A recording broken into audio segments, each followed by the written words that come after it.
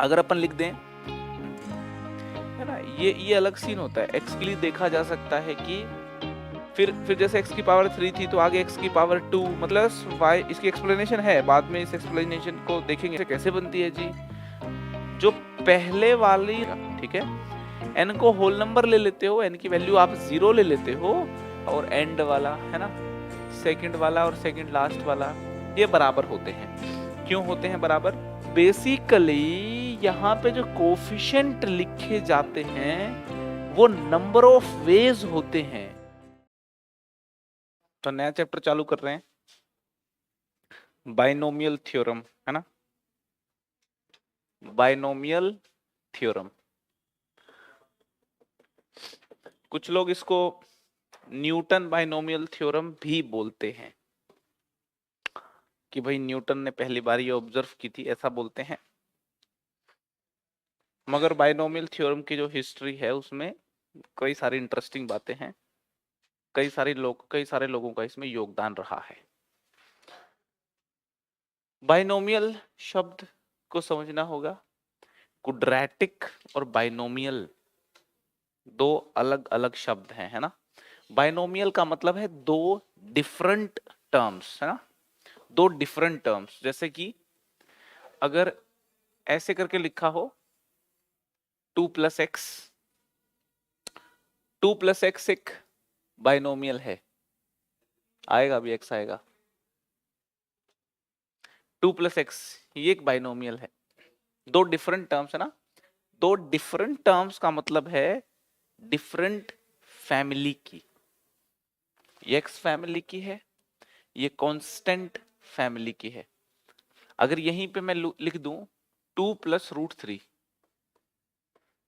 एक नजर से ये भी बाइनोमियल है, क्योंकि ये इरेशनल फैमिली की टर्म है, ये रैशनल फैमिली की टर्म है। ये भी बाइनोमियल है, ये भी बाइनोमियल है। अगर अपन लिख दें x² + x, ये भी एक बाइनोमियल है। यहाँ पे ये x² फैमिली की टर्म है, ये x फैमिली की टर्म है। मगर आप ऐसा लिख दोगे x + 2x, तो अलजबरा में इसको बाइनोमियल नहीं बोलते। ये सेम फैमिली की दो टर्म्स है ना, x फैमिली की, 2x + x 3x हो जाएगा, ये मोनोमियल है ना, ये है बाइनोमियल्स, ठीक है ना, इसको बाइनोमियल नहीं बोलेंगे। अगर लिख दें यहाँ पे अपन 1 + आयोटा लिख दें, ये भी बाइनोमियल है। तो ये सारे जो हैं बाइनोमियल्स हैं। These terms are binomial. Binomial का मतलब फिर से बता दूं मैं आपको, टू डिफरेंट फैमिलीज की टर्म्स को ऐड या माइनस करके लिखा जाना बाइनोमियल कहलाता है। माइनस भी हो सकती है, ये लिखो आप x - y लिख दो आप, ये बाइनोमियल है, ठीक है। एक टर्म हो, जैसे ये लिख दी, सिर्फ x लिख दिया, ये मोनोमियल है ना, मोनोमियल।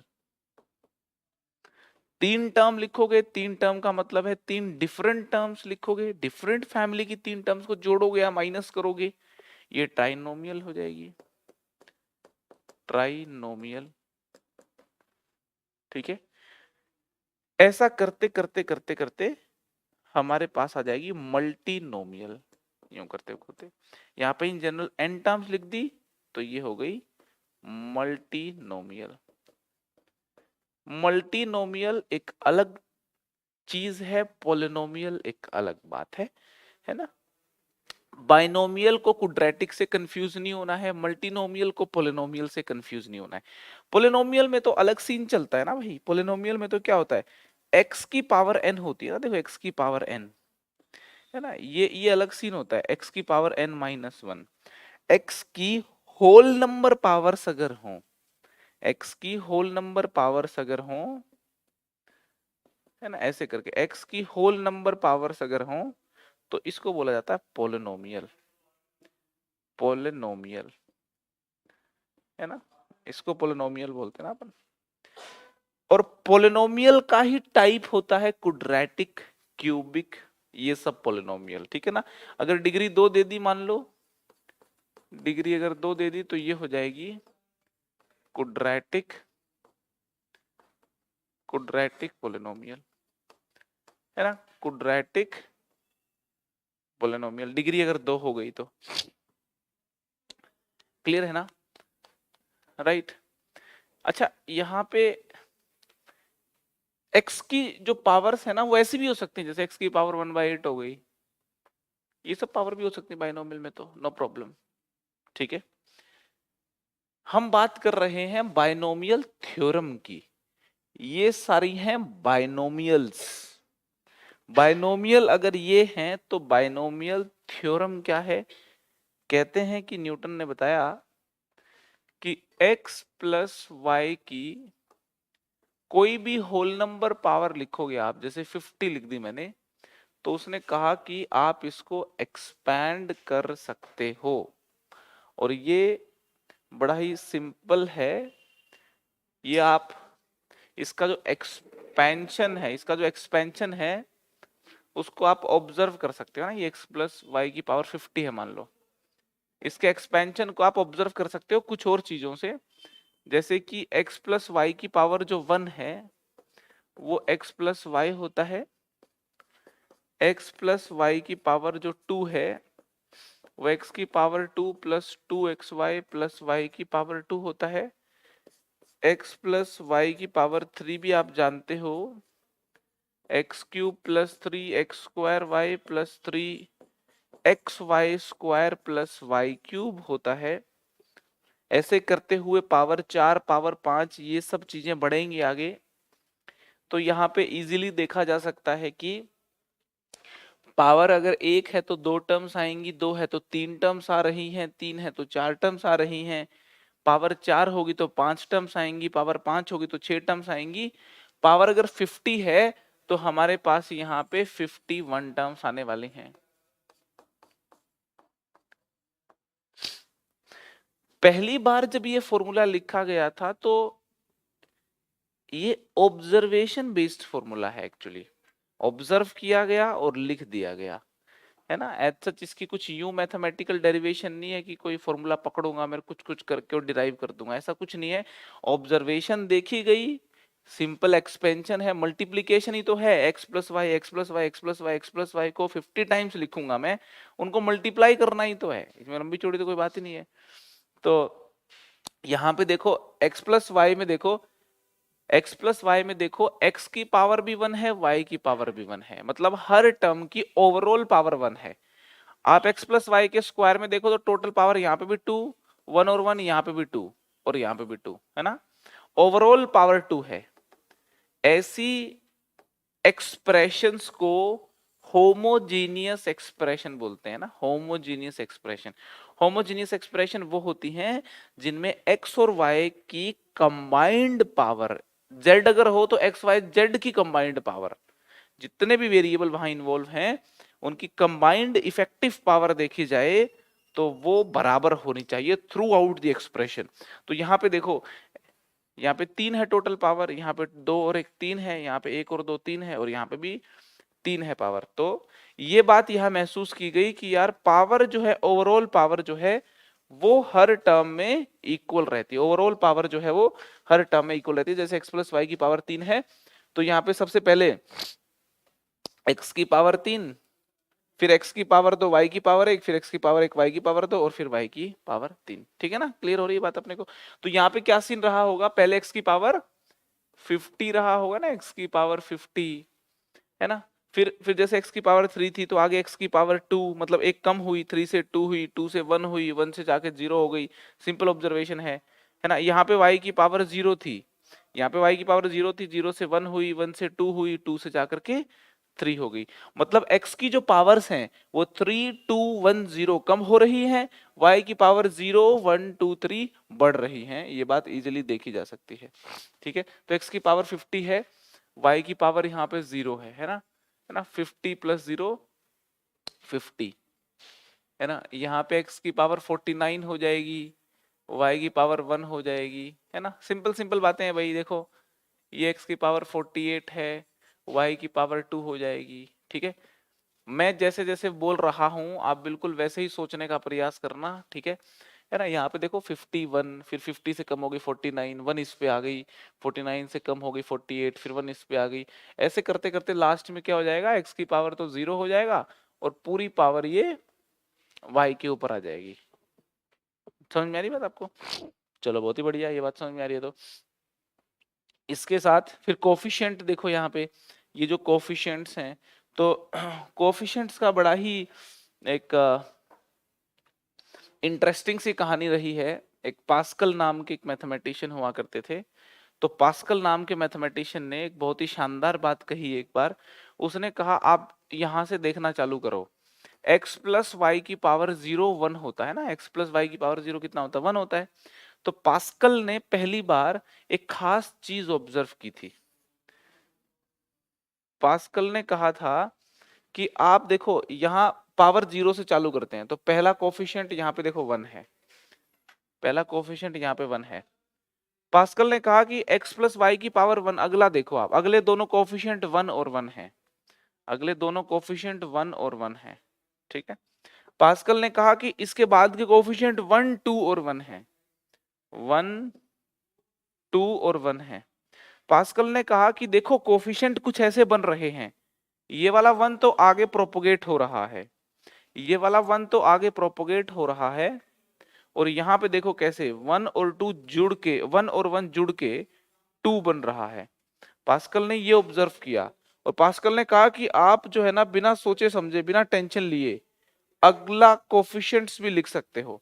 कैसे? ये 1 आगे लिखो, इस 1 को और इस 2 को जोड़ो, 1 और 2 को जोड़ा 3 मिलेगा आपको, ये वाले 2 को ये वाले 1 को जोड़ो आप, 3 मिलेगा, और ये यूं का 1 लिख दो। देख लो चाहे कोफिशिएंट आपके 1 3 3 और 1, 1 3 3 और 1। पास्कल ने जब ये बात लिखी तो पास्कल ने कहा कि हमसे एक्सप्लेनेशन मत पूछना, जो है बस यही है, x प्लस वाई, इसकी एक्सप्लेनेशन है बाद में, इस एक्सप्लेनेशन को देखेंगे अपन। x प्लस वाई की पावर 4 अगर अपने को करनी है, तो आप देख सकते हो पास्कल का ये जो पैटर्न है, इसके हिसाब से आप बोल सकते हो कि कोफिशिएंट तो होंगे 1 4, 3 और 3 हो गई 6, 3 और 1 हो गया 4, और ये हो गया 1। तो कोफिशिएंट आप बता सकते हो कि आएगा 1 4 6 4 1। तो मतलब सबसे पहले तो x की पावर 4 आएगा, प्लस फिर आएगा 4, फिर ये 4 हो गया 4, x की पावर 3 y की पावर 1, फिर आएगा 6 x की पावर 2 y की पावर 2, फिर आएगा 4 x की पावर 1 y की पावर 3, लास्ट में आएगा 1 y की पावर 4। बिल्कुल इजीली लिख सकते हैं अपन। अपन यहाँ पे x प्लस वाई की पावर 5 भी लिख सकते हैं, चलो लिख देता हूं, कोई बात नहीं। x प्लस वाई की पावर 5, तो पास्कल भैया के हिसाब से लिखें तो 1 5 4 और 6 का जोड़ 10 हो गया, 6 और 4 का जोड़ यहाँ पे 10 हो गया, 4 और 1 का जोड़ 5 हो गया। तो आप इजीली लिख सकते हो, कोफिशिएंट पता चल गया आपको, x की पावर 5, फिर 5 आ गया कोफिशिएंट, 5x की पावर 4 y, फिर 10 हो गया है ना, 10 हो गया ना। अच्छा, ये x की पावर 5 4, फिर x की पावर 3 आ जाएगी, y की पावर 2, अगला कोफिशिएंट भी देखो 10 है, 10 x की पावर 2 y की पावर 3, अगला कोफिशिएंट 5 है, x y की पावर 4, नेक्स्ट इज y की पावर 5। ठीक है, तो ऐसे करके इस कहानी को अपन आगे बढ़ा सकते हैं। पास्कल ने एक ट्रायंगल बनाई थी, है ना, जिसको पास्कल ट्रायंगल बोलते हैं अपन। ये पास्कल वही वाला पास्कल है जो आप उसमें पढ़ते हैं ना, पास्कल स्लोप नहीं पढ़ते, प्रेशर वाला पढ़ते हो, तो ये वही पास्कल है जिसने मैथ्स में भी कई सारे काम किए। ये बहुत अच्छी साइंस भी जानता था और मैथ्स भी बहुत अच्छा जानता था। तो पास्कल ने कहा कि अपनी ट्रायंगल ले लो और अपने ट्रायंगल का इस्तेमाल करो और इस प्रकार से एक्सपेंशन लिखते रहो। मगर न्यूटन बोले कि भाई अगर 50 पावर लिखनी है मेरे को, तो तेरी ट्रायंगल तो बहुत बड़ी लिखनी पड़ेगी, कैसे काम चलेगा फिर। तो ये बात जो है बड़ी इंटरेस्टिंग थी कि बड़ी पावर्स जो हैं फिर वो पास्कल ट्रायंगल से कैसे लिखे जाएं। फिर तो ऐसे पास्कल ट्रायंगल से तो x प्लस वाई की पावर 200 लिखनी है, तो ये तो मतलब कई पेज भरने पड़ेंगे, वो पूरी ट्रायंगल लिखनी पड़ेगी अपने को। तो फिर इसका शॉर्टकट और सीधा रूल निकाला गया, देखा गया इस ट्रायंगल को। तो इस ट्रायंगल को देख के एक बात तो साफ साफ समझ में आ गई कि कोफिशिएंट जो है ना, यहाँ पे आगे वाला पीछे वाला, आगे से दूसरा पीछे से दूसरा, आगे से तीसरा पीछे से तीसरा, the coefficients from front equidistant from front end equidistant from and. Front end के जो कोफिशिएंट्स हैं इक्वल डिस्टेंस पे बराबर हैं, ये बात साफ साफ आप यहां से ऑब्जर्व कर सकते हो, ठीक है। और परम्यूटेशन कॉम्बिनेशन में अपन एक चीज पढ़ते हैं एनसीआर, है ना, एनसीआर पढ़ते हैं। तो ये बात यहां महसूस की गई कि जब x प्लस वाई की पावर 5 है तो पहला कोफिशिएंट है आपका 5c0, दूसरा कोफिशिएंट है 5c1, तीसरा कोफिशिएंट है 5c2, है ना, फोर्थ कोफिशिएंट है 5c3, ये 5c4 है, ये 5c5 है ना। तो ये चीज नोटिस की गई। तो 50 वाली पावर में पहला जो कोफिशिएंट होगा वो होगा 50c0, 50c1, 50c2 और लास्ट में आ जाएगा 50c50, है ना। अदरवाइज तो फिर पास्कल ट्रायंगल से निकालते तो बहुत लंबा पड़ जाता, ठीक है। तो यहाँ पे ये ऑब्जर्व किया गया कि जो पास्कल ट्रायंगल बनती है वो बेसिकली एनसीआर से बनती है। यहाँ पे बता दूं आपको, पास्कल ट्रायंगल जो है ना वो एनसीआर से बनती है। पास्कल ट्रायंगल एनसीआर से कैसे बनती है जी? जो पहले वाली रो है पास्कल ट्रायंगल की वो है 0c0, ध्यान से देखना। दूसरी जो रो है पास्कल ट्रायंगल की वो है 1cr। 1cr कैसे? यस 1cr है। r की वैल्यू 0 रखोगे तो ये 1c0 है, r की वैल्यू 1 रखोगे तो ये 1c1 है। आप दूसरी रो देखोगे पास्कल ट्रायंगल की तो वो है 2cr। 2cr कैसे? r की वैल्यू 0 रखोगे तो 2c0 ये हो गया, r की वैल्यू 1 रखोगे 2c1 ये हो गया, r की वैल्यू 2 रखोगे 2c2 ये हो गया। जो थर्ड रो है पास्कल ट्रायंगल की आप इजीली कह सकते हो वो 3cr है। r की वैल्यू अलग अलग रखते जाओ, अलग अलग ये कोफिशिएंट लेते जाओ। r की वैल्यू 0 रखोगे 3c0, r की वैल्यू 1 रखोगे 3c1, r की वैल्यू 2 रखोगे 3c2, r की वैल्यू 3 रखोगे 3c3 मिल गया आपने को, ठीक है। इसी प्रकार से ये 4cr है, ये 5cr है, करते करते n नंबर की जो रो आएगी वो क्या होगी? NCR होगी। r की अलग अलग वैल्यू रखते जाइए, उस रो के कोफिशिएंट लेते चले जाइए। तो NCR का मतलब यहां अगर आप बात करो तो 50cr में r की वैल्यू अलग अलग रखते जाइए, 50cr में r की वैल्यू अलग अलग रखते जाइए और कोफिशिएंट लेते चले जाइए। समझ में आ रही है? तो कुल मिलाकर के बात यह है कि जी x प्लस वाई की पावर n को अगर हमें एक्सपैंड करना है, x प्लस वाई की पावर n को हमें एक्सपैंड करना है, तो एक बात तो तय हो चुकी है कि जो x की पावर है सबसे पहले x की पावर n आएगी। पूरी पावर सबसे पहले n x को दे दी जाती है, पूरी पावर पहले x को दे दी जाती है, ठीक है ना। x की पावर हो गई n, y को कोई भी पावर नहीं दी जाती। इसके बाद x की एक कम कर दो और y की एक बढ़ा दो, फिर x की एक कम कर दो और y की एक बढ़ा दो, फिर x की एक कम कर दो, y की बढ़ा दो, और ये सिलसिला चलता रहेगा। लास्ट में x से सारी पावर ले लो और सारी पावर y को दे दो, ठीक है।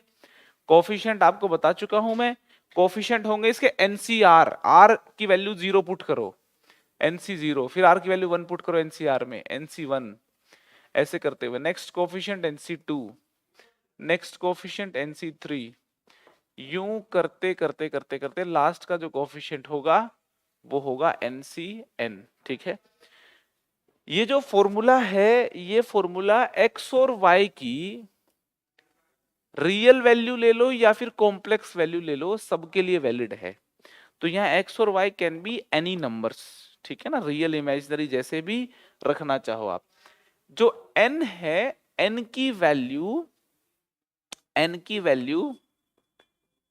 यहाँ पे नेचुरल नंबर मेरे को लिखनी पड़ती है ना, होल नंबर नहीं लिख सकता मैं यहाँ पे। क्यों नहीं लिख सकता? होल नंबर में जीरो आता है अगर एन की वैल्यू मैंने जीरो रख दी और बाई चांस आपने एक्स और वाई दोनों को जीरो ले लिया तो प्रॉब्लम हो जाएगी, जीरो की पावर जीरो नोट डिफाइंड हो जाएगा, तो उस केस में फॉर्मूला नहीं लग पाएगा, है ना। तो एक्स और वाई आप कोई भी नंबर लेना चाहो और इस फॉर्मूला को हमेशा हमेशा के लिए वैलिड रखना चाहो तो एन को नेचुरल नंबर लेना पड़ेगा, ठीक है। एन को होल नंबर ले लेते हो, एन की वैल्यू आप जीरो ले लेते हो तो पता ही आपको वन आंसर आएगा, इतनी टेंशन नहीं लेनी फिर, ठीक है। तो ये अपने को समझना है कि फॉर्मूला हमारा क्या है भाई, है ना। ये मेरा फॉर्मूला है, एक्स और वाई की आप कोई भी complex number power complex number values ले सकते हो, ठीक है। इस फॉर्मूला को बोलते हैं, ये फॉर्मूला हमारा है इस फॉर्मूला को बोलते हैं, ये फॉर्मूला हमारा है बाइनोमियल थ्योरम या binomial formula. This is binomial theorem. यही है बाइनोमियल थ्योरम और ऐसी ही लिखी जाएगी तो बोली जाएगी स्टैंडर्ड बाइनोमियल थ्योरम। आप इसको लिख दो इधर और इसको लिख दो इधर, है तब भी बाइनोमियल थ्योरम, मगर तब स्टैंडर्ड बाइनोमियल थ्योरम नहीं होगी वो। स्टैंडर्ड बाइनोमियल थ्योरम का मतलब है ये टर्म जो पहले नंबर पे लिखी इसको पहले नंबर पे लिखना है, ये दूसरे नंबर पे लिखी दूसरे नंबर पे लिखना है, तीसरे नंबर पे लिखी तीसरे नंबर पे ही लिखना है। तो स्टैंडर्ड बाइनोमियल थ्योरम हम इस्तेमाल में लाएंगे सब जगह पे, ठीक है ना। बाइनोमियल थ्योरम तो है ही ये स्टैंडर्ड बाइनोमियल थ्योरम है ना। स्टैंडर्ड लुक है बाइनोमियल थ्योरम की, मतलब जैसे ये लिखी हुई है बिल्कुल वैसे ही अपने को याद होनी चाहिए, ठीक है। यहाँ पे x माइनस वाई की पावर n भी आप देख सकते हो इजिली। अगर मैं y की जगह पे माइनस वाई रख देता हूं तो यहाँ पे भी y की जगह पे माइनस वाई रखना पड़ेगा, है ना। तो आप ये देख सकते हो माइनस वाई की पावर जीरो उतनी ही होती है जितनी y की पावर जीरो होती है ना। यहाँ माइनस वाई रखोगे तो माइनस कॉमन आ जाएगा, यहाँ माइनस वाई रखोगे तो स्क्वायर होके कोई फर्क नहीं पड़ेगा। इवन पावर वाली टर्म्स पे कोई फर्क नहीं पड़ना, ओड पावर वाले टर्म्स में माइनस बाहर आ जाएगा। तो x माइनस वाई की पावर n लिखोगे तो ये हो गया nc जीरो, x की पावर n y की power zero minus nc one, x की power n minus one y की power one plus nc two, x की power n minus two y की पावर टू। ऐसा करते हुए माइनस वन की पावर n, ncn x की पावर जीरो y की पावर n, करेक्ट है ना। दोनों फॉर्मूला को जोड़ दें और दोनों फॉर्मूला को माइनस कर दें तो भी अपने को कहानी पता होनी चाहिए। अगर मैं x प्लस वाई की पावर n को x माइनस वाई की पावर n के साथ जोड़ देता हूं तो देखो ये कैंसिल हो गया, ऐसे करके कैंसिल हो जाएंगी टर्म्स, और ये जो इवन वाली हैं ये डबल हो जाएंगी जोड़ोगे तो आप, ठीक है ना। तो two times of nc0 x की पावर n y की power zero plus nc2 x की power n minus two y की पावर टू, ये सीन चलता रहेगा। और अगर आप माइनस कर दोगे x प्लस वाई की पावर n में से x माइनस वाई की पावर n कर देंगे अपन, तो जब माइनस करोगे तो ये वाली कैंसिल हो जाएगी और माइनस हो गई ये डबल हो जाएगी, है ना। तो ये हो जाएगा अपना टू टाइम्स nc1 x की power n minus one y की power one plus nc3 x की power n minus three y की power three and so on, ठीक है। यहाँ पे ये वाला अपने को याद होना चाहिए, ये बिल्कुल याद होना चाहिए, ये दोनों एकदम दिमाग में खट से फिट होने चाहिए। और जो हमारा ये x प्लस वाई की पावर n का फॉर्मूला है, x प्लस वाई की पावर n का फॉर्मूला है, ये सिग्मा फॉर्मेट में भी याद होना चाहिए। अगर मैं लिख दूं सिग्मा एन सी आर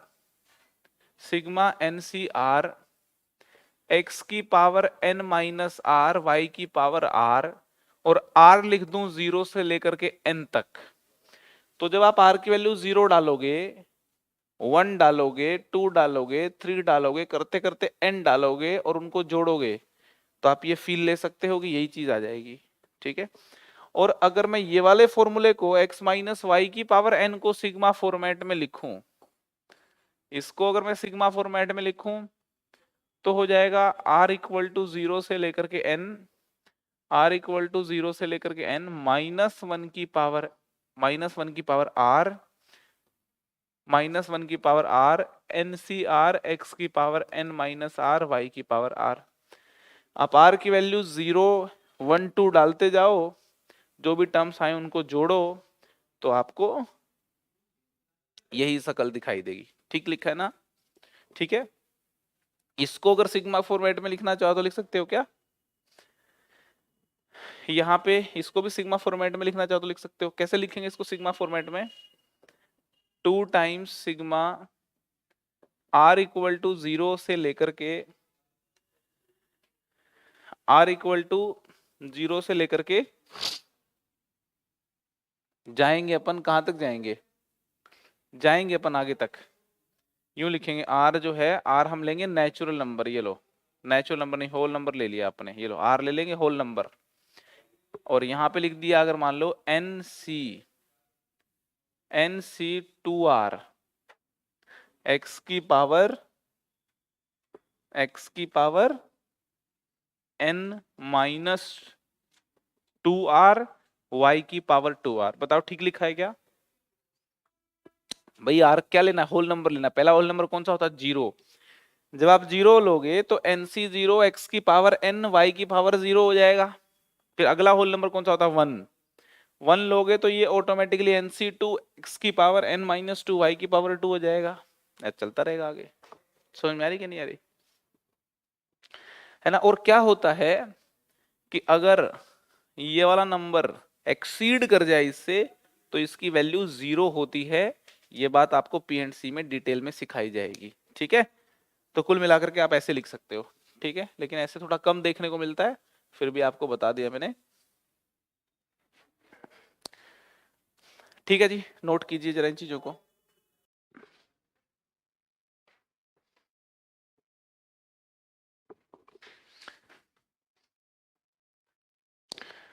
ये वाला जो फॉर्मूला है एक बार वापस कॉपी कर रहा हूं मैं, है ना? वापस कॉपी करके इसके बारे में कुछ और बातें समझते हैं, है ना? सारे क्वेश्चन जो हैं वो इससे होंगे।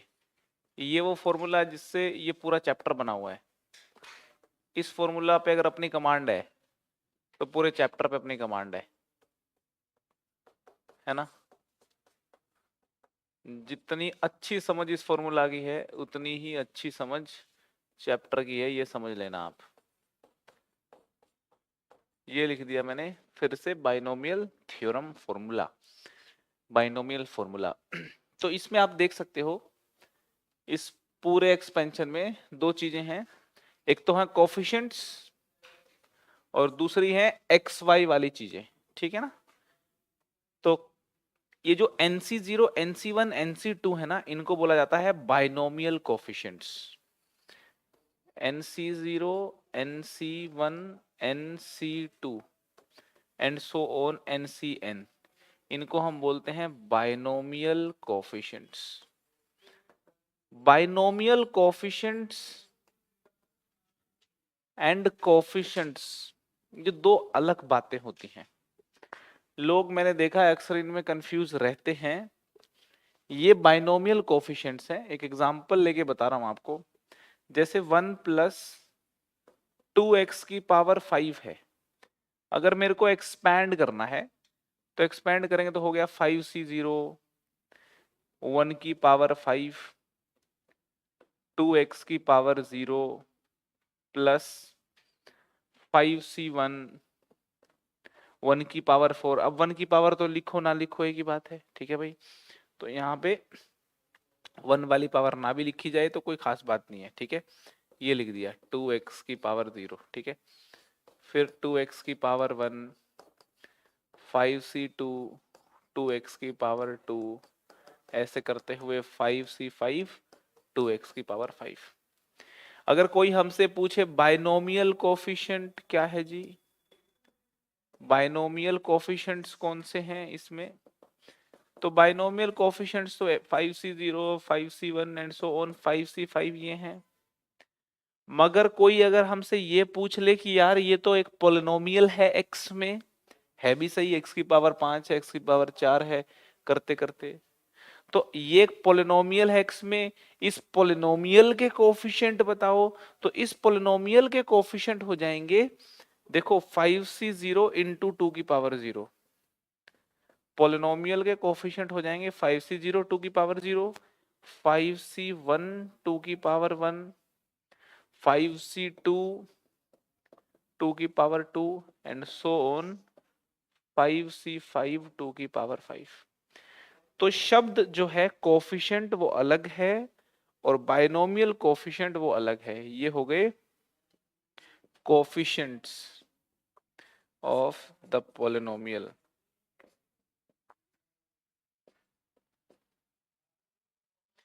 इन x, ये जो x में पोलिनोमियल हमारा है, इस पोलिनोमियल के ये कोफिशिएंट्स हैं और ये बाइनोमियल कोफिशिएंट्स हैं। बिल्कुल ठीक बात है जी, बाइनोमियल कोफिशिएंट्स हैं। तो बाइनोमियल कोफिशिएंट्स की ये खास बात आपको पता होगी कि फ्रंट वाला और एंड वाला है ना, सेकंड वाला और सेकंड लास्ट वाला, ये बराबर होते हैं। क्यों होते हैं बराबर?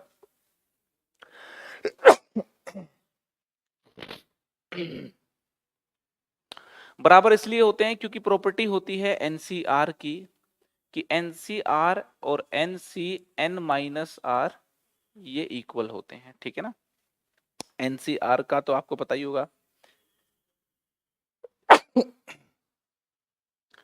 NCR can be written as n factorial upon r factorial n minus r factorial, ठीक है ना। एनसीआर जो है वो n factorial upon r factorial n minus r factorial होता है। यहाँ पे एन फैक्टोरियल क्या है? एन फैक्टोरियल है, इसको डिटेल में पढ़ाऊंगा मैं आपको, फैक्टोरियल के सारे फॉर्मूले सारी बातें बताऊंगा। एन फैक्टोरियल है n, n minus one, n minus two and so on, last में फिर 3, 2 और 1, है ना। फैक्टोरियल की चर्चा डिटेल में अपन करेंगे, उसमें कोई प्रॉब्लम नहीं है, ठीक है। तो n C r, n C n minus r है ना, मतलब एन सी आर और एन माइनस आर ये बराबर होंगे। टोटल नंबर ऑफ टर्म्स कितनी है इसमें? पावर अगर n है तो टोटल नंबर ऑफ टर्म्स कितनी है? n+1, ठीक है ना।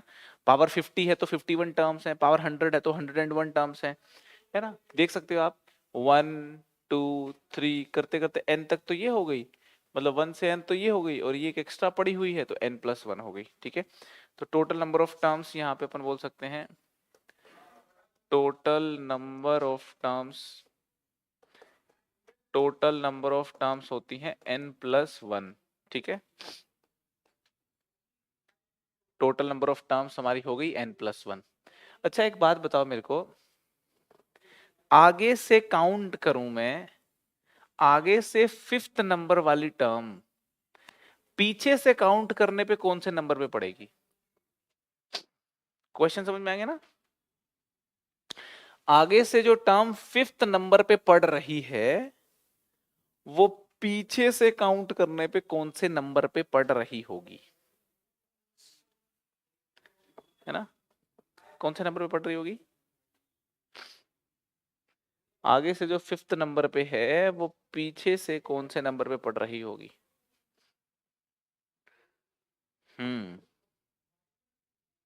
सिंपल क्वेश्चन है ये तो मैं 9th क्लास के बच्चों से पूछता हूँ, हैं आप बताओगे मेरे को? आप मुझे बताओ, एक रो में 100 लोग खड़े हुए, कितने? 100। जो आगे से 19th पोजीशन पे जो आदमी खड़ा है उसको पीछे से काउंट करे तो कौन सी पोजीशन पे मिलेगा वो? 81 पे मिल जाएगा, चेक करें, है ना। लोग खड़े हैं 100, 1 2 3 4 करते करते 18 19 20 करते करते करते करते 100, है ना 100। मैं इस आदमी की बात कर रहा हूं, ये आदमी आगे से 19th पोजीशन पे है, पीछे से काउंट करा ना मैंने, तो पूछ रहा हूं कौन सी पोजीशन पे होगा ये। तो पीछे से जब काउंट करोगे तो ये 18 लोग हैं, इनको हटा दो आप, 100 में से 18 को हटाओ, कितने हो गए? 82। तो ये 82th पोजीशन पे होगा। एक तो ये बात समझनी है, ठीक है ना। आगे से 19th पोजीशन पे जो है वो पीछे से 81 पे नहीं 82th पोजीशन पे होगा, ठीक है। तो कभी भी जब ये फॉर्मूला लगाओ ना आप कि जैसे मैं कह दूं कि टोटल n लोग खड़े हुए हैं, n लोग 1 2 3 ऐसे करते हुए n लोग खड़े हुए हैं, तो आगे से जो rवें नंबर पे होगा वो पीछे से कौन से नंबर पे होगा? तो ऐसे करो, n माइनस आर करके उसमें एक जोड़ो आप, n माइनस आर प्लस 1। समझ में आ रही है? तो आगे से rवें नंबर का आदमी पीछे से काउंट करो तो n माइनस आर प्लस 1वीं पोजीशन पे मिलता है। ठीक है, ऐसा ही कुछ मैं अभी पूछ रहा हूं। मैं आपसे पूछ रहा हूं कि भाई टोटल नंबर ऑफ टर्म्स जो हैं वो n प्लस 1 है, तो मतलब n प्लस 1 लोग खड़े हुए हैं, है ना, n प्लस 1 लोग खड़े हुए हैं, 1 2 3 4 ऐसे करते हुए n प्लस 1 लोग खड़े हुए हैं। मेरा सवाल आपसे ये है कि आगे से rth पोजीशन पे जो टर्म है पीछे से उसकी पोजीशन चेक की जाए तो कौन सी मिलेगी? भाई टोटल टर्म्स तो इतनी है, माइनस कर दो r और प्लस कर दो 1, तो मिलेंगी n minus are plus 2th position मिलेगी वो। समझ में आ रही है? तो मैंने पूछा था आगे से 5वें नंबर की टर्म, r की वैल्यू 5 अगर डाल दोगे आप तो n माइनस 5 प्लस 2 मतलब n माइनस थर्ड जगह पे मिल जाएगी। समझ में आ रही बात आपको? तो मैं आपको ये बताना चाहता हूं कि rth term from beginning is basically n minus r plus 2th term from the end is equal to n minus r plus 2th। इस फॉर्मूला को बिल्कुल ध्यान रखें आप, 2th term from the end, है ना, ये बात अपने को ध्यान रख लेनी है। चलिए जी, कई बार इस तरीके की बाइनोमियल एक्सपेंशन देखने को मिलते हैं अपने को। जैसे मान लो ये एक बाइनोमियल एक्सपेंशन है, ठीक है, ये ले लो या फिर और अच्छा ले लेते हैं, ये ले लेते हैं x प्लस 1/x² उसकी पावर 2400। जब हम इसको एक्सपैंड करेंगे तो क्या चांसेस हैं क्या कि टर्म इंडिपेंडेंट ऑफ x आ जाए? भी ऐसे चांस हो सकते हैं, मतलब देखो अभी बता देता हूं आपको कि जब x की इतनी पावर हो जाए और x² की कुछ ऐसी पावर हो जाए कि ये कैंसिल हो जाए आपस में, है ना, चांसेस हैं कि नहीं है? बिल्कुल चांसेस हैं।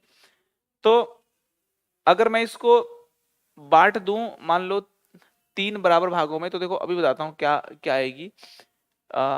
24 के 3 पोर्शन करूंगा तो कितने हो गए? 800 800 800 हो गए। तो अगर x को दे दूं मैं 1600 पावर और इसको दे दूं मैं 800 पावर, तो 1600 और 800 कितने हो गए टोटल पावर? तो 2400 दे दी मैंने, डिस्ट्रीब्यूट कर दी। तो ये वाली जो टर्म आएगी 2400c 1600 x की पावर 1600 1/x² की पावर 800, ये टर्म देख लो आप, ये टर्म x से इंडिपेंडेंट आ जाएगी। अरे समझ में आ रही है बात आपको, है ना? तो ये जो शब्द है ना, ये जो स्टेटमेंट है टर्म इंडिपेंडेंट ऑफ x, इसका मतलब ये है कि जब इसका एक्सपेंशन किया गया होगा तो एक टर्म में ये x कट गए होंगे और x से इंडिपेंडेंट टर्म आ गई होगी, ठीक है ना, मतलब टोटल पावर x की 0 रही होगी उसके अंदर। तो ये स्टेटमेंट काफी प्रयोग में की जाती है कि टर्म इंडिपेंडेंट ऑफ x क्या है बताइए? टर्म इंडिपेंडेंट ऑफ x बताइए आप।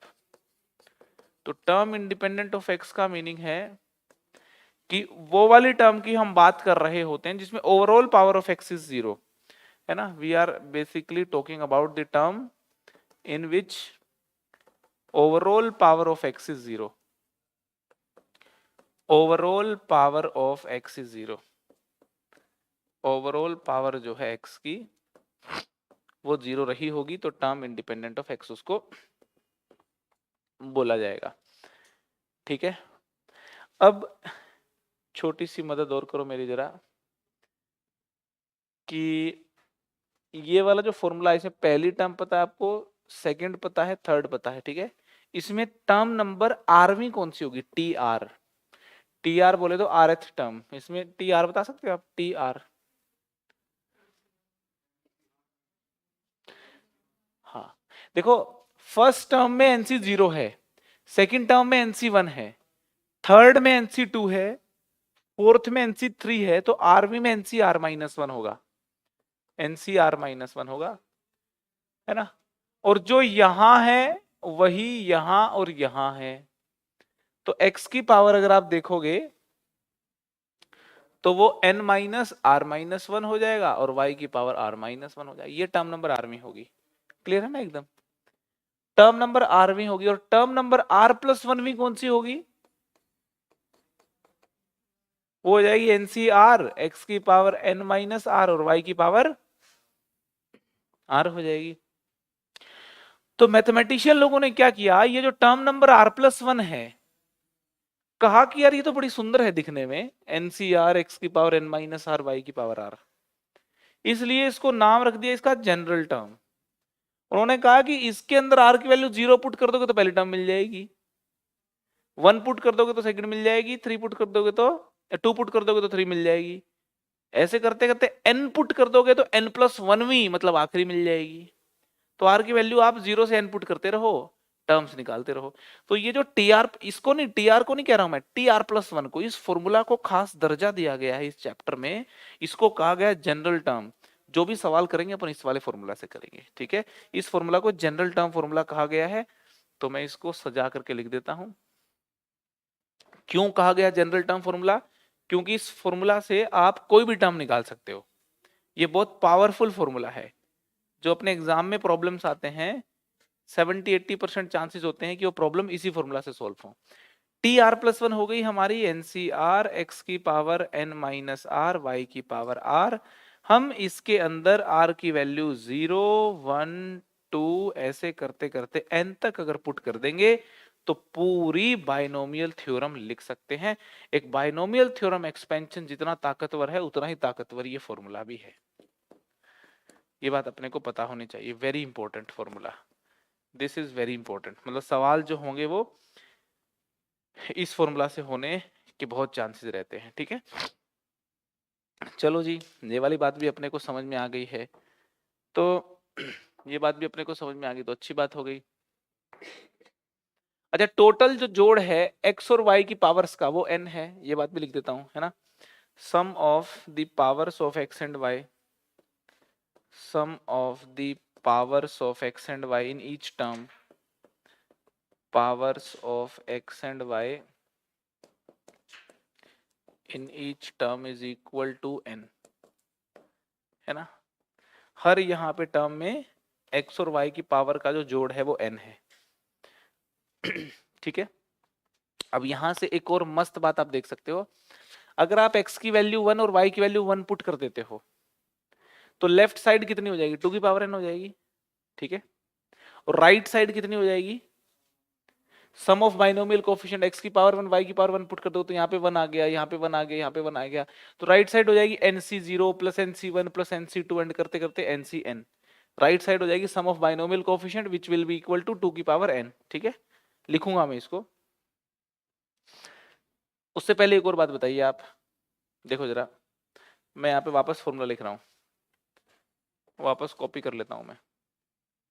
x प्लस वाई की पावर n को, दैट इज nc0 x की पावर n y की पावर 0 प्लस nc1 x की पावर n माइनस 1 y की पावर 1 nc2 x की पावर n माइनस 2 y की power 2 and so on ncn x की power 0 y की power n। मैं ये बोल रहा हूं अगर x की जगह मैं 1 फिट कर दूं और y की जगह अगर मैं x फिट कर दूं तो 1 प्लस x की पावर n क्या होगा? x की जगह मैंने 1 फिट कर दिया तो ये तो 1 1 और 1 ऐसे होते गए। nc0 x की पावर 0 आ जाएगा, nc0 x की पावर 0 प्लस nc1 x की पावर 1 आ जाएगा, nc2 x की पावर 2 आ जाएगा। ऐसे करते करते ncn x की पावर n आ जाएगा, ठीक है ना। ये वाला जो फॉर्मूला है देखने में तो बड़ा सिंपल है कि सीधी सी बात है, मतलब है भी सिंपल, मगर बहुत सारे प्रॉब्लम्स ऐसे होते हैं ये फॉर्मूला अगर हमें डायरेक्ट याद है, दिमाग में छपा हुआ है, तो इसको सीधा यूज करते ही प्रॉब्लम करना काफी इजी होता है। तो अपन 1 प्लस एक्स की पावर n को भी स्पेशली याद रखेंगे कि भाई 1 प्लस एक्स की पावर n मेरा है nc0 x की power 0 plus nc1 x plus nc2 x square, मतलब इसके साथ की साथ जो है ये पावर भी बढ़ती जा रही है। और सिंपली आप 1 माइनस एक्स की पावर एन को भी ऑब्जर्व कर सकते हो कि 1 माइनस एक्स की पावर एन कितना हो गया, 1 माइनस एक्स की पावर एन कितना हो गया, एनसी 0 एक्स की पावर 0, यहां माइनस आएगा, nC 1 x plus nC 2 x square minus nC 3 x cube, ऐसे करते करते -1 की power n nC n x की पावर n। यहां पे n की वैल्यू क्या क्या पुट कर सकते हैं अपन, अरे क्या पुट कर सकते हैं, नेचुरल नंबर पुट कर सकते हैं, कर सकते हैं, बिल्कुल कर सकते हैं। मैं एक इंटरेस्टिंग बात बताता हूं यहाँ पे आपको, आप मुझे बताओ क्या आपको जीपी का सम का फॉर्मूला पता है क्या, इनफाइनाइट जीपी वाला क्या होता है, a अपॉन 1 माइनस आर, तो a अपॉन 1 माइनस आर ऐसा हो जाएगा, है ना, a अपॉन 1 माइनस आर ऐसा हो जाएगा। तो क्या मैं इसको a अपॉन 1 माइनस आर, ये जो 1 अपॉन 1 माइनस एक्स आए, क्या इसको 1 माइनस एक्स की पावर -1 लिख सकता हूं क्या, अरे लिख सकते हैं। तो 1 माइनस एक्स की पावर -1 को मैं यहां लिख रहा हूं, मैं कह रहा हूं कि 1 माइनस एक्स की पावर -1 का एक्सपेंशन है ये, क्या इस बात में कोई कमी है क्या, मैं कह रहा हूं कि 1 माइनस एक्स की पावर नेचुरल नंबर होगी तो एक्सपेंशन ऐसा होगा, अगर नेचुरल नंबर नहीं होगी, माइनस का भी कोई नंबर आ जाए, जैसे माइनस के इंटीजर आ गया, तो भी एक्सपेंशन होता है। सहमत हो आप इस बात से, देखो 1 माइनस एक्स की पावर -1 कर दी, तो जब इस तरीके के एक्सपेंशन आने लग गए ना, अच्छा मैं आपको बताऊं 1 माइनस एक्स की पावर -2 का एक्सपेंशन भी होता है, -2 का लिख देता हूं, वो होता है 1 plus 2x plus 3x square plus 4x cube. AGP पढ़ाया होगा ना आपको, अरे ये एजीपी है कि नहीं है, एजीपी, एजीपी का जोड़ आप निकालोगे, इस एजीपी का जब जोड़ निकालोगे तो मिलेगा आपको 1 माइनस एक्स की पावर -2। तो मैं आपको ये बताने की कोशिश कर रहा हूं कि आप देखो 1 माइनस एक्स की पावर नेगेटिव के इंटीजर्स हैं और एक इनफाइनाइट एक्सपेंशन फॉर्मूला यहां बन गया। पुराने जमानों में ये कहा जाता था कि x प्लस वाई की पावर नेचुरल नंबर को ही एक्सपैंड कर सकते हैं, न्यूटन भाई ने इतना ही बताया था। मगर कुछ नए मैथमेटिशियन आए और उन्होंने कहा कि पावर नेचुरल नंबर के अलावा इस प्रकार से इंटीजर्स हुई, या फिर कोई रैशनल नंबर हुई, जैसे x प्लस वाई की पावर 1/2 है, इसका एक्सपेंशन भी संभव है, इनके एक्सपेंशन भी होते हैं। ये कुछ एक्सपेंशन आप नोटिस कर ही यहाँ पे लिया है आपने, लेकिन हमारे सिलेबस में ये एक्सपेंशन नहीं है। जब पूरा चैप्टर खत्म हो जाएगा तब इन एक्सपेंशन की थोड़ी सी चर्चा कर लेंगे। जब मैं पढ़ता था, जब मैंने पेपर दिया था जेई मेंस का, मेरे टाइम पे IEEE होता था, तो मेरे सिलेबस में ये एक्सपेंशन हुआ करते थे, उससे अगली साल चेंज हो गए थे, फिर सिलेबस बदला था तो ये एक्सपेंशन सिलेबस में से हट गए थे, है ना। ये सारे एक्सपेंशन जो थे, ये सारे जो रैशनल नंबर पावर हो, ये सारे एक्सपेंशन सिलेबस में हुआ करते थे। ठीक है जी, तो ये भी अपने को एकदम क्लैरिटी से पता है। ठीक है, नोट कर लो पहले इसको एक बार आप, ये है ऑब्जर्वेशंस, ठीक है ना, आप सीधा सीधा यहाँ पे ऑब्जर्वेशंस यहाँ पे नोट कर सकते हो, है ना, ऑब्जर्वेशंस हैं ये है ऑब्जर्वेशंस।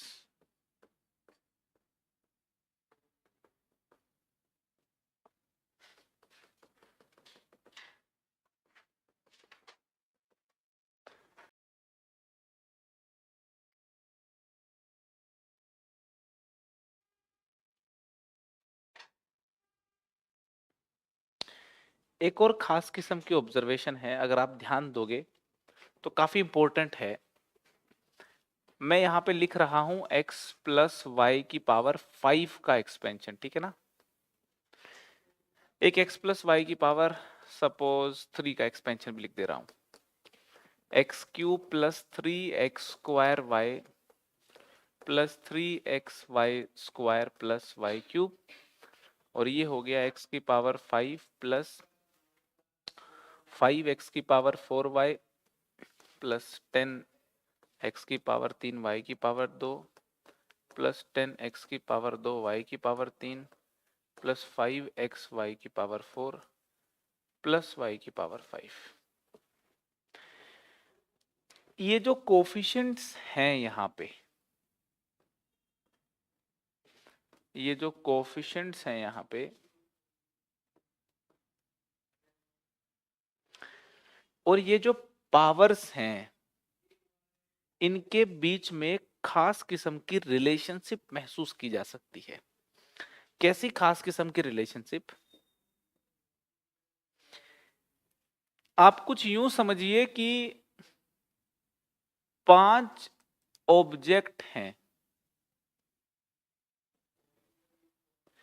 और 2 आदमी हैं, एक आदमी का नाम है एक्स और दूसरे आदमी का नाम है वाई, और वो 2 आदमियों को बांटने हैं। 2 आदमी हैं, एक आदमी का नाम है एक्स, दूसरे का नाम है वाई, और आपके हाथ में यहाँ पे 5 ऑब्जेक्ट्स हैं, और आप ये सोच रहे हो कि चलो बांटते हैं एक्स और वाई में। तो आपके मन में चल रहा होगा कि यार एक्स को 0, वाई को 5 दे सकते हैं अपन, एक्स को 1, वाई को 4 भी दे सकते हैं। ये पॉसिबिलिटीज आपके माइंड में चल रही होंगी ऐसे करके। इनके अलावा तो कोई पॉसिबिलिटी नहीं चल रही होगी आपके माइंड में, ठीक है। फिर आपको ये भी लग रहा होगा कि x को 0 दे दें और y को 5 दे दें, इसके कितने तरीके हैं? इसका सिर्फ एक तरीका है भाई, सारे के सारे उठा करके y को दे दो, x को दो ही मत, सिर्फ एक ही तरीका है। कितने तरीके हैं कि x को 1 ऑब्जेक्ट दे दें और y को 4 ऑब्जेक्ट दे दें? आपके पास 5 ऑब्जेक्ट हैं, 5 ऑब्जेक्ट के नाम रख देता हूं, O1, O2, O3, O4, O5। मेरा सवाल आपसे ये है, कितने तरीके हैं कि आप एक ऑब्जेक्ट एक्स को दे दो? तो आप सोच रहे होगे मन ही मन में, यार O1 वाला ऑब्जेक्ट एक्स को दें, या फिर O2 वाला एक्स को दें, या फिर O3 वाला एक्स को दें, या फिर O4 वाला एक्स को दें, या फिर O5 वाला एक्स को दें। आपके पास 5 तरीके हैं एक ऑब्जेक्ट देने के एक्स को। जब आप एक ऑब्जेक्ट एक्स को दे दोगे तो फिर सारे के सारे ऑटोमेटिक किसको चले गए? वो वाई को चले गए। तो 5 तरीके हैं एक ऑब्जेक्ट देने के, और पीएनडसी से ये बात समझ में आती है कि x को 2 और y को 3 देने के 10 तरीके, x को 3 y को 2 इसके भी 10 तरीके। मैं आपको पहले ही बता चुका हूं, y को एक ऑब्जेक्ट दो उसके भी 5 होंगे, x को एक दो उसके भी 5 तरीके होंगे। तो ये जो कोफिशिएंट हैं देख लो आप, 1, 5, 10, 10, 5, 1, 1, 5, 10, 10, 5, 1, इनका रिलेशन है सीधा सीधा इन पावर्स के साथ। देख लो, ये पावर्स ही तो है और क्या है? x की पावर 0, y की पावर 5, x की पावर 0, y की पावर 5, ये लो कोफिशिएंट 1, x की पावर 1, y की पावर 4, कोफिशिएंट 5। अरे समझ में आ रही कि नहीं आ रही? तो बेसिकली यहां पे जो कोफिशिएंट लिखे जाते हैं वो नंबर ऑफ वेज होते हैं। किस बात के नंबर ऑफ वेज होते हैं? To give the objects to these two people. ये यहां x की पावर 4, y की पावर 1 लिखा है, तो ये वो नंबर ऑफ वेज लिखे हैं जिनसे आप 5 ऑब्जेक्ट x को 4 दे दो और y को 1 दे दो। समझ में आ रही कि नहीं आ रही? अगर मैं आपसे कहूं, ध्यान से सुनना बात को, अगर मैं आपसे कहूं इसी ऑब्जर्वेशन के आधार पे कि जी मुझको तो x plus y plus z की पावर 5 का एक्सपेंशन खोलना है, तो आप मुझको कहोगे कि 5 ऑब्जेक्ट हैं, 3 आदमियों को देने हैं। 5 ऑब्जेक्ट किसको देने हैं? 3 आदमियों को देने हैं। तो या तो आप करोगे कि भाई पांचों के पांचों x को दे दो और y और z को दो ही ना, y और z को दो ही ना, संभावना है। या आप करोगे कि x को 4 ऑब्जेक्ट दे दो, y को 1 दे दो, z को 0 दे दो, या x को 4, y को 0, z को एक करते करते करते करते बहुत सारी पॉसिबिलिटीज बन जाएंगी, बनेंगे नहीं बनेंगी। अब इनके जो कोफिशिएंट आएंगे यहाँ पे, क्या आप मुझे बता सकते हो कि इनके जो कोफिशिएंट आएंगे यहाँ पे वो क्या सोच के आएंगे? वो ये सोच के आएंगे कि 5 ऑब्जेक्ट कितने तरीके हैं कि x को 5 दे दे, y को 0, z को 0 दे दे, एक तरीका मात्र। तो इसका कोफिशिएंट 100% 1 आया होगा। 5 ऑब्जेक्ट में से y को एक दे दें, कितने तरीके? 5। बच्चे 4x को दे दें, एक तरीका बचे हुए दे दो, और z को 0 दे दो, तो यहाँ पे कोफिशिएंट 5 आया होगा, 100% 5 आया होगा। और कुछ सिलसिला चला होगा। एग्जैक्ट सिलसिला क्या चला होगा आगे भी, उसकी चर्चा हम इस चैप्टर में थोड़ा आगे मूव करने की बात करेंगे। बट मैं बस आपको ये बताना चाह रहा हूं, आप बाइनोमियल ही नहीं, कोई ट्राइनोमियल हो या कोई मल्टीनोमियल हो, किसी को भी एक्सपेंड कर सकते हो। Expansion is very easy. अरे समझ में आ रही है बात आपको? डिटेल में इसके एक्सपेंशन को, आगे वाली टर्म्स क्या होंगी, क्या कोफिशिएंट्स होंगे, डिटेल में हम इस चैप्टर में देखने वाले हैं। बस आपको एक सिनेरियो बताया था कि यार ये जो पावर है ये बेसिकली डिस्ट्रीब्यूट हो रही है एक्स और वाई के अंदर, ये बात हमको समझनी है। चलो समझ में आ ही गई होगी। ठीक है, एक प्रॉब्लम करते हैं, जरा एक क्वेश्चन करके दिखाओ मेरे को। Find the coefficient of x की power 30 in the expansion of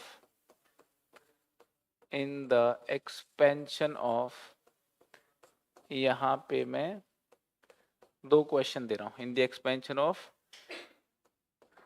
2 + 3x की power 100 and 1 + 3x + 3x² + x³ की पावर 50।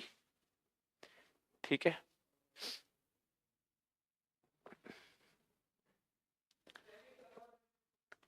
x की पावर 30 का कोफिशिएंट बताना है दोनों ही केसेस में। Very simple problems.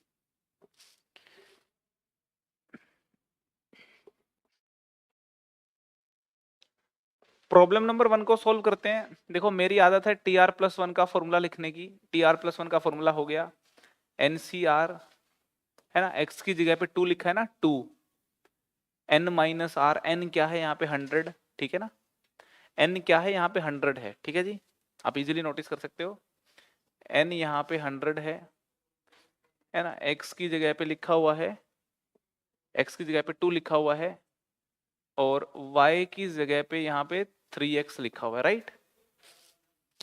उसके बाद फॉर्मूला लगाओ TR+1 का।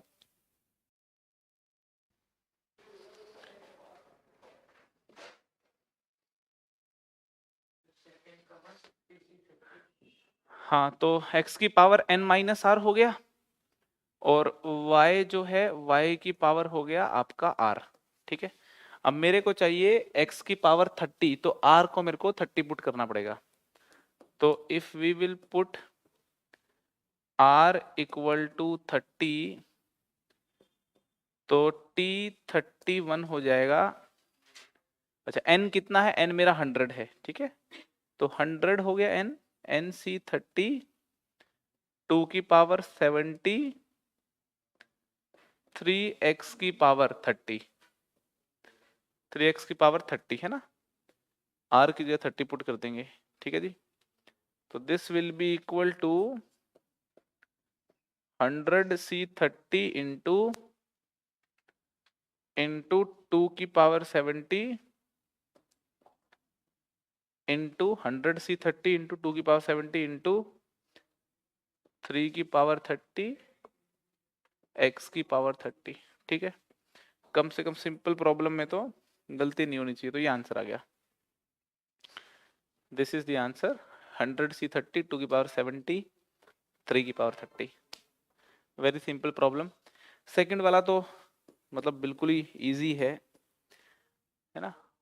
ये जो कहानी लिखी हुई है बेसिकली, ये 1 + x की पावर 3 लिखी हुई है ना। ये 1 प्लस एक्स की पावर 3 लिखी हुई है, ऑब्जर्व किया जा सकता है भाई, 3 3 देखने को मिल रहा है, x cube x square x की पावर 1, यहाँ पे ये सब देखने को मिल रहा है। So this is 1 plus x की पावर 3, 1 प्लस एक्स की पावर 3, और फिर इसकी पावर 50 भी लिखी हुई है, तो ये बेसिकली 1 प्लस एक्स की पावर 150 यहाँ पे लिखा हुआ है। 1 प्लस एक्स की पावर 150 में एक्स की पावर 30 का कोफिशिएंट कितना होगा भाई, NC30 बोले तो 150C30, ठीक है ना, सीधी सी बात है। जब इस एक्सपेंशन को आप लिखोगे तो ऐसे ही शुरुआत के सवाल हैं, लिख के दिखा दे रहा हूं, 150C0 ऐसे आएगा, 150C1x, फिर आएगा 150C2x स्क्वायर, यूं करते करते, है ना। तो आप देख लो x की पावर जब 30 आएगा तो 150C30 आएगा, है ना। तो कोफिशिएंट ऑफ x की पावर 30 जो होगा वो होगा 150C30। Very simple, very simple, है ना। मैं ये वाला फॉर्मूला जो है बार बार बता रहा हूं आपको, ये वाला फॉर्मूला अच्छे अच्छे प्रॉब्लम्स को सॉल्व करने की ताकत रखता है, ठीक है जी।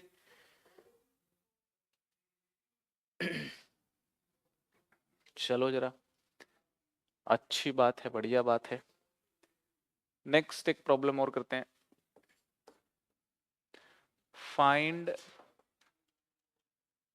Find the coefficient of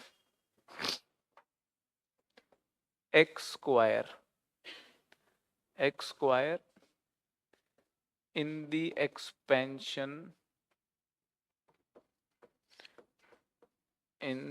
expansion of 1 plus x की power 4 into 1 by x minus 2x की पावर 100, ठीक है। Find the coefficient of x square का कोफिशिएंट निकालना है। ये जो कहानी है इस कहानी के एक्सपेंशन में, ठीक है ना, इस कहानी के एक्सपेंशन में हमें एक्स स्क्वायर का कोफिशिएंट चाहिए, है ना। सोचिए, सॉल्व कीजिए।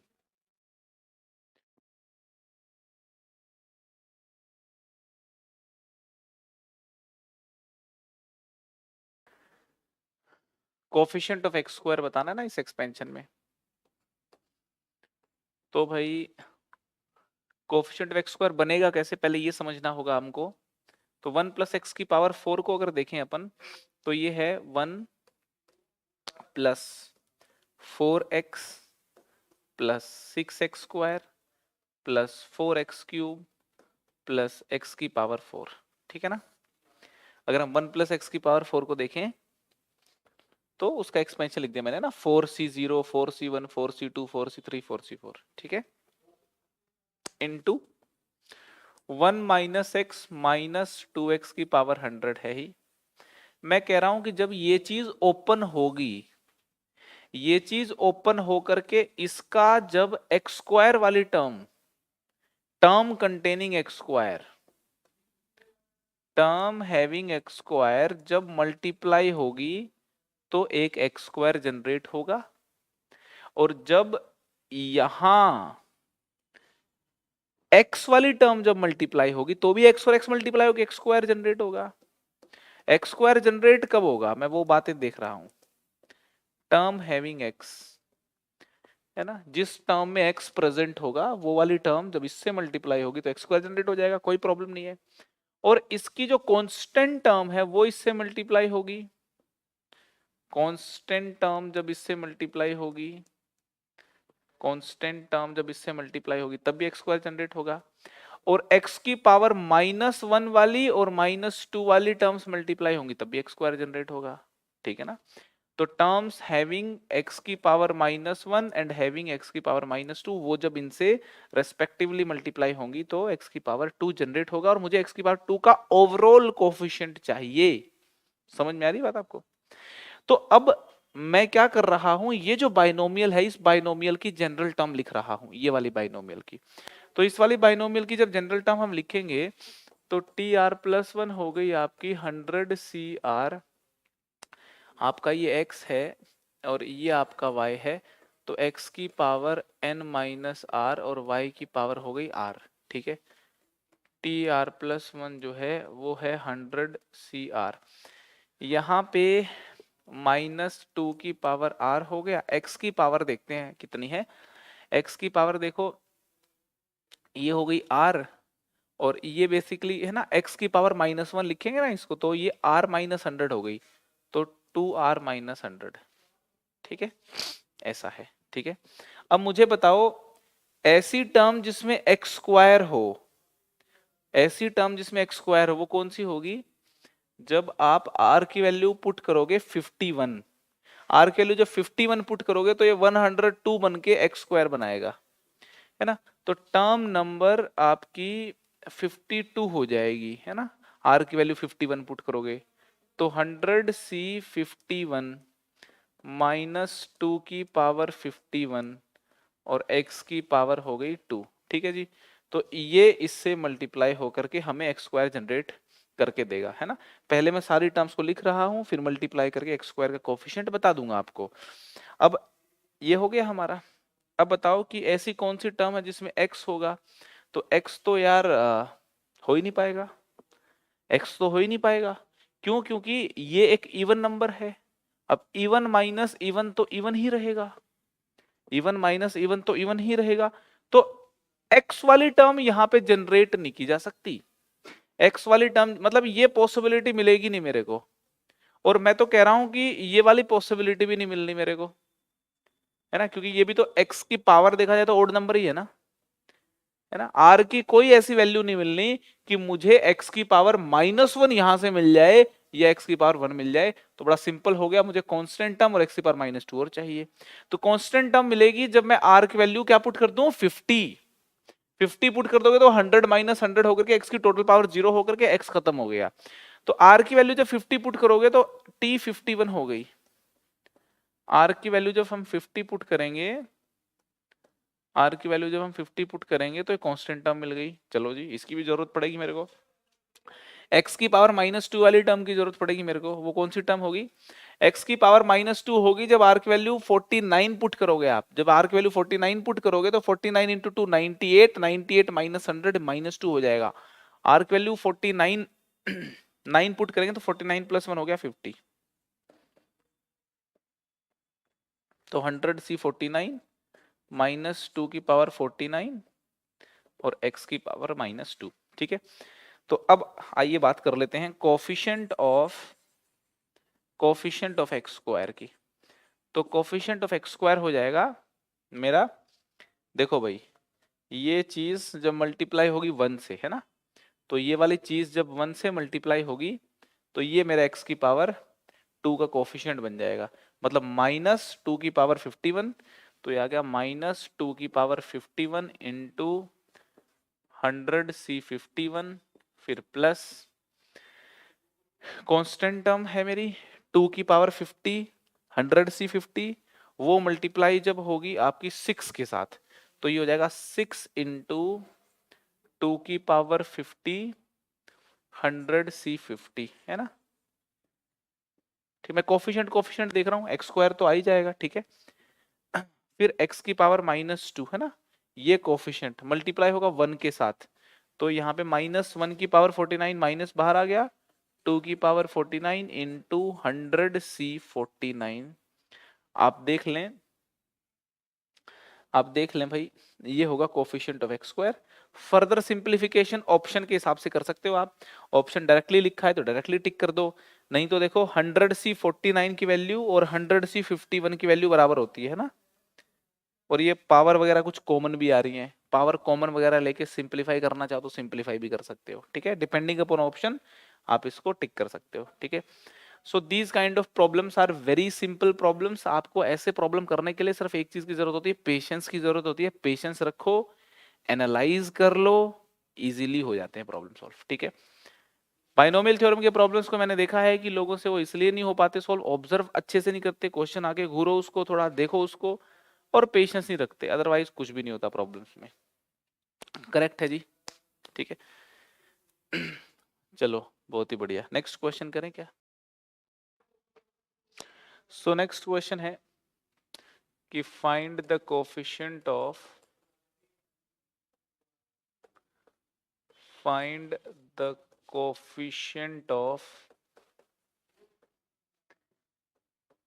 एक्स स्क्वायर, फिर से एक्स स्क्वायर का कोफिशिएंट पूछ लिया गया है, in the expansion of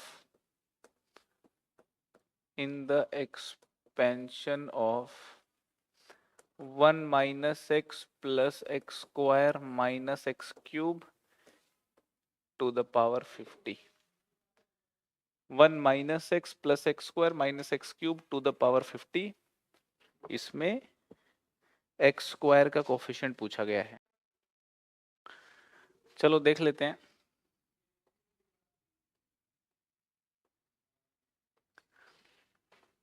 भाई मेरे को ऐसे ही याद आ गया, 1 plus A plus B plus A B, है ना, 1 plus A into 1 plus B होता है ना। ये कुछ वैसी सी सीन है, ए यहाँ पे माइनस एक्स है और बी यहाँ पे एक्स स्क्वायर है और ए बी यहाँ पे माइनस एक्स क्यूब है, ठीक है। तो डायरेक्ट इसके फैक्टर अपन लिख सकते हैं, है ना, 1 plus A 1 plus B. Power कितनी है, पावर 50 है। तो basically this is a multiplication of two binomial theorems, ठीक है। अगर मैं पहले वाली को ओपन करूंगा तो 50c0 minus 50c1x plus 50c2x square minus 50c3x cube and so on, ऐसे हमारा एक्सपेंशन आ जाएगा। अगर मैं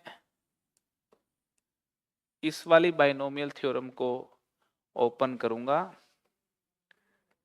तो 50c0 plus 50c1x square plus 50c2x square की पावर 2 एंड सो ऑन, कुछ ऐसा आ जाएगा, ठीक। आप साफ साफ देख सकते हो एक्स स्क्वायर कब जनरेट होगा, एक्स स्क्वायर जनरेट होगा जब ये वाली टर्म इससे मल्टीप्लाई हो जाए। कौन से वाली, ये वाली टर्म इससे मल्टीप्लाई हो जाए, या फिर ये वाली टर्म इससे आके मल्टीप्लाई हो जाए। इसके अलावा तो आप देखिए एक्स स्क्वायर जनरेट हो ही नहीं रहा। तो सीधी बात है भाई कि कोफिशिएंट ऑफ एक्स स्क्वायर जो है वो अपने को मिल गया। जब ये इससे मल्टीप्लाई हो रहा है तो 50c0 तो 1 होता है, 1 इंटू 50c2, 1 इंटू 50c2 मिल गया मेरे को। और जब 50c1 मल्टीप्लाई होगा 50c0 से, है ना, तो 50c1 आ गया यहाँ पे, 50c1, very simple, 50c1 plus 50c2। तो इसको जब अपन सोल्व करते हैं तो ये आ जाएगा 51c2, ये ऑप्शन मिलेगा आपको, खट से जो टिक कर देंगे, है ना, यस 51c2 के बराबर आ जाएगा, ठीक है। तो 51c2 is the correct answer of this question, ठीक है जी। यहाँ पे फॉर्मूला एक यूज कर लिया मैंने, अब ये अपन डिटेल में देखेंगे। NCr माइनस 1 प्लस NCr, है ना, इसकी वैल्यू n प्लस 1 CR होती है। NCr प्लस NCr माइनस 1 की वैल्यू n प्लस 1 CR होती है। इस कॉन्सेप्ट का यहाँ पे मैंने इस्तेमाल कर लिया है, क्लियर है, ठीक है। चलो बहुत ही बढ़िया, क्लियर है तो बहुत ही शानदार। यहाँ पे अपन एक बार चलते हैं वापस से, मैं थोड़ा बाइनोमियल कोफिशिएंट्स की ओर चर्चा कर लेता हूं। ये वाले 8 पॉइंट्स तो अपने क्लियर हैं ही, है ना।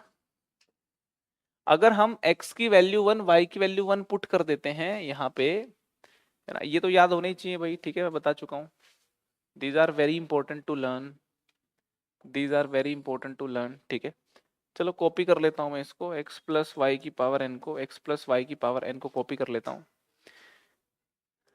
NC0 x की पावर n y की पावर 0 प्लस NC1 x की पावर n माइनस 1 y की पावर 1 NC2 x की पावर n माइनस 2 y की पावर 2। बाइनोमियल कितनी बार भी लिखनी पड़े आपको ऐसे आलस नहीं आना चाहिए। इफ यू पुट, अगर इसके अंदर भाई left side is equal to right side for all values of x and y, right? So we can put any value of x and y, left and right will be equal. So if we put x और y दोनों equal to 1, तो x और y दोनों 1 put करोगे तो 1 + 1 2 हो गया ना, तो लेफ्ट साइड हो गई 2 की पावर n। और x की वैल्यू 1, y की वैल्यू 1 पुट करोगे तो देखो यहाँ पे तो 1 बन गया, तो ये हो गया NC0। x की वैल्यू 1, y की वैल्यू 1 पुट करो, है ना, तो देखिए यहाँ पे NC1 plus NC2 plus NC3 and so on करते करते ऐसे बन गया NCn। तो मैं आपको ये कहना चाहता हूं कि NC0 plus NC1 plus NC2 and so on till NCn, इन सब की वैल्यू जो है 2 की पावर n के बराबर होती है, ठीक है। ये तो बहुत ही सिंपल सी बात है भाई, समझ में आ गई, ये पुट कर लिया हमने, ठीक है। अब मैं एक और चीज पुट करना चाहता हूं। अब मैं पुट करना चाहता हूं x की वैल्यू 1 एंड y की वैल्यू -1। जब आप x की वैल्यू 1 पुट करते हो, y की वैल्यू -1 पुट करते हो तो 0 हो गया, 0 की पावर n तो 0 होता है, तो लेफ्ट तो बन गई 0। और x की वैल्यू 1, y की वैल्यू -1 पुट करने से जो राइट बनेगी आप देख लें, वो बनेगी NC0 minus NC1 plus NC2 minus NC3 and so on. Last में बन जाएगा -1 की पावर n NCn। ये बात समझ में आ रही है बिल्कुल एकदम, ठीक है। आपको बता दूं कि जो हमारा NC0 है उसको शॉर्ट में C0 लिख दिया जाता है। C0 का मतलब होता है NC0 ही, ये n है यहाँ पे बस लिखा नहीं। NC0 को शॉर्ट में C0 भी बोलते हैं, NC1 को शॉर्ट में C1 भी बोलते हैं, एंड सिमिलरली जो NCR है उसको शॉर्ट में CR भी बोल देते हैं, ठीक है। तो ये वाले जो नोटेशंस हैं ये शॉर्ट सिंबल्स हैं करस्पॉन्डिंग टू दीज सिंबल्स। तो यहां से अपन ये कंक्लूड कर सकते हैं कि भाई C0 plus C1 plus C2 plus Cn की वैल्यू मेरी 2 की पावर n के बराबर है ना। लिख दिया C0 plus C1 plus C2 plus C3 and so on Cn तक की वैल्यू की बात करें 2 की पावर n के बराबर है। C0 minus C1 plus C2 minus C3 and so on -1 की पावर n Cn, ये 0 के बराबर है ना। ये अपन ने अभी देखा था। अगर मैं दोनों को जोड़ देता हूं, अगर मैं इन दोनों को जोड़ देता हूं तो ये कैंसल हो जाएंगे 2 times of C0 plus C2 plus C4, है ना, ये इवन वाले ये जुड़ जाएंगे, है ना। और this will be equal to, इनको जोड़ोगे तो 2 की पावर n बन जाएगा, ठीक है। समझ में आ रही बात आपको, ठीक है। अच्छा, ये जो कहानी है ना, इस कहानी से एक और चीज देखो आप, इस कहानी से एक और इंटरेस्टिंग चीज देखिए कि ये जो माइनस वाली टर्म्स हैं इनको अगर मैं राइट में लेके जाता हूं तो यहां पे देखो C0 plus C2 plus C4 and so on. Left में तो ये बच गए C0 C2 C4, माइनस वाली में राइट में लेके गया तो C1 plus C3 plus C5 and so on, ये बच गए हैं। तो जो इवन वाले बाइनोमियल कोफिशिएंट्स हैं उनका सम बिल्कुल बराबर होता है ओड वालों के।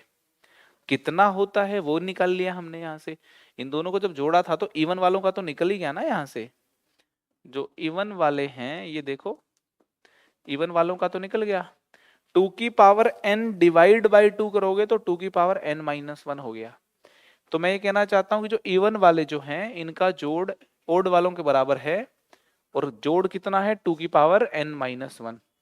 दिस इज इक्वल टू 2 की power n -1, this is equal to 2 की पावर n -1। ये कुछ बातें हैं बाइनोमियल कोफिशिएंट्स के बारे में जो अपने को बाय हार्ट याद होनी चाहिए, ठीक है। ये वाली कहानी याद होनी चाहिए अपने को, ये वाली कहानी एकदम याद होनी चाहिए आपको, ठीक है। करेक्ट है।